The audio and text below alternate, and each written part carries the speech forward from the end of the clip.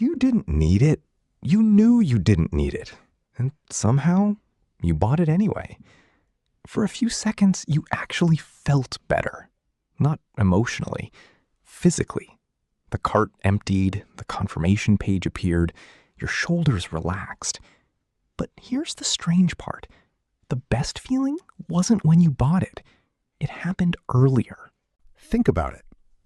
Have you ever waited all week for a package, only for it to sit unopened when it finally arrived?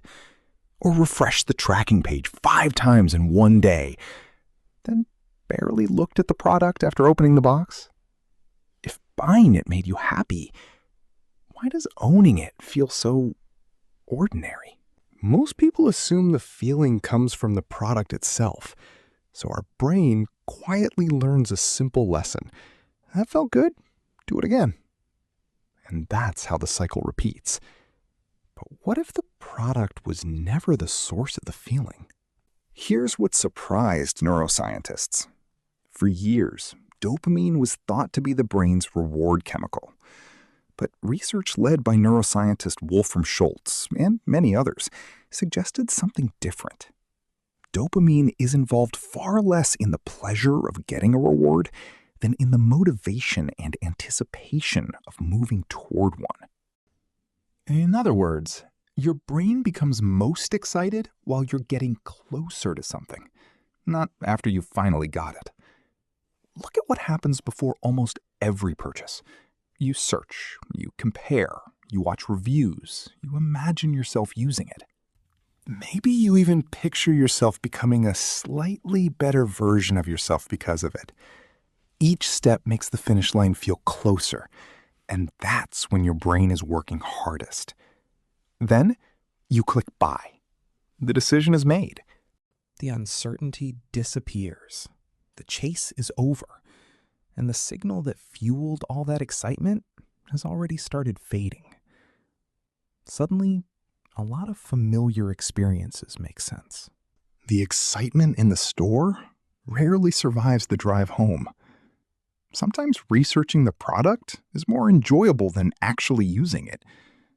Sometimes the wish list feels more exciting than the delivery. You weren't chasing the object.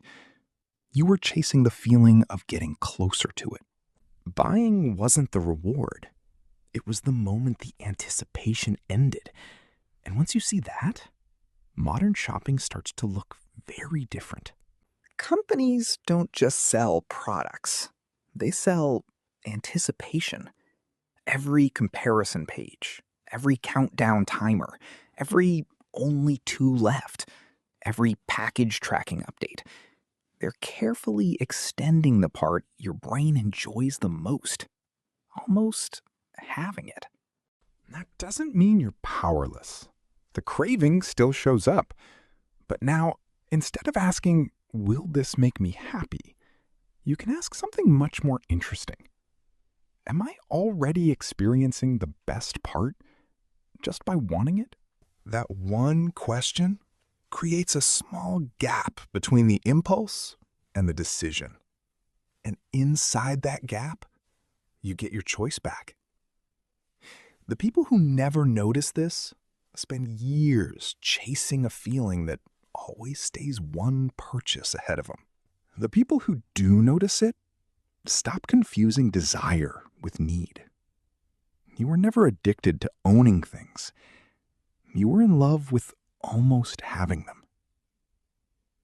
If this helped you see yourself a little differently, stay a while.